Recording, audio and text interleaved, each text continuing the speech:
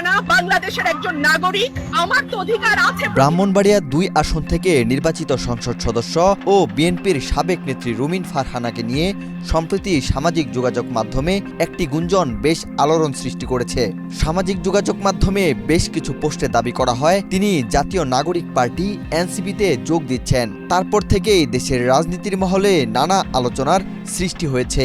এবার তিনি নিজেই সেই গুঞ্জনের বিষয়ে মুখ খুলেছেন। যে একটা খবর প্রত্যেকটা গণমাধ্যমে এসছে, সেটা ২০২৫ সালের ৩০শে ডিসেম্বর দলীয় সিদ্ধান্ত অমান্য করে সাংগঠনিক কর্মকাণ্ড পরিচালনার জন্য তাকে বিএনপির জাতীয় নির্বাহী কমিটির সহ আন্তর্জাতিক বিষয়ক সম্পাদক পদ থেকে স্থায়ী বহিষ্কার করে দল। Rupayan lake castle, welcome to the land of peace. ফেব্রুয়ারি জাতীয় নির্বাচনে তিনি ব্রাহ্মণবাড়িয়া ২ আসন থেকে স্বতন্ত্র হাস প্রতীক নিয়ে সংসদ সদস্য নির্বাচিত হন। এর আগে বিএনপিতে ফেরার বিষয়েও তিনি মুখ খুলেছিলেন। তিনি আর বিএনপিতে ফিরবেন কিনা সেই বিষয়টিও স্পষ্ট করেননি। এখন যখন জাতীয় নাগরিক পার্টিতে যোগ দেওয়ার বিষয়টি আলোচনায় আসে, তিনি সেটা সরাসরি নাকচ করে দিয়ে গুজব বলে উড়িয়ে দিয়েছেন।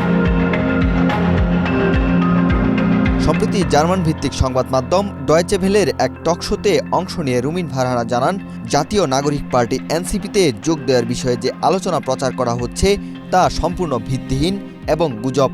বিএনপি থেকে বহিষ্কৃত সাবেক এই নেত্রী আরও জানান, দল থেকে বহিষ্কার হওয়ার পর স্বাভাবিকভাবে বিভিন্ন রাজনৈতিক দল তার সঙ্গে যোগাযোগ করার চেষ্টা করছে।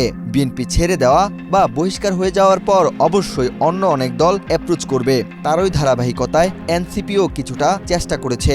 এনসিপির পক্ষ থেকেও তাকে দলে যোগ দেওয়ার বিষয়ে আহ্বান জানানো হয়েছে। তার মানে এই না যে আমি যোগ দিয়ে দিব। রুমিন ফারহানা বলেন, এনসিপির নেতারা বারবারই বলেছে, আপা চলে আসেন আমাদের সঙ্গে, আসেন আমরা একসঙ্গে কাজ করি।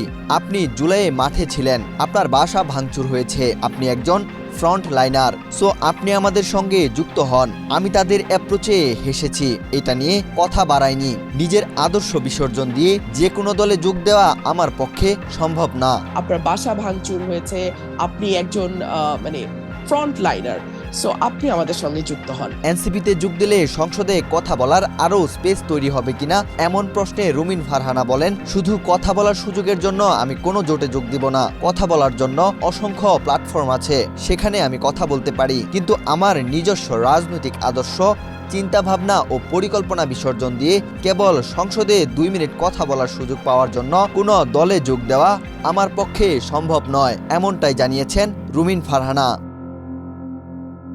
ওয়াহিদ হুসাইন জিহাদ, বাংলাদেশ প্রতিদিন।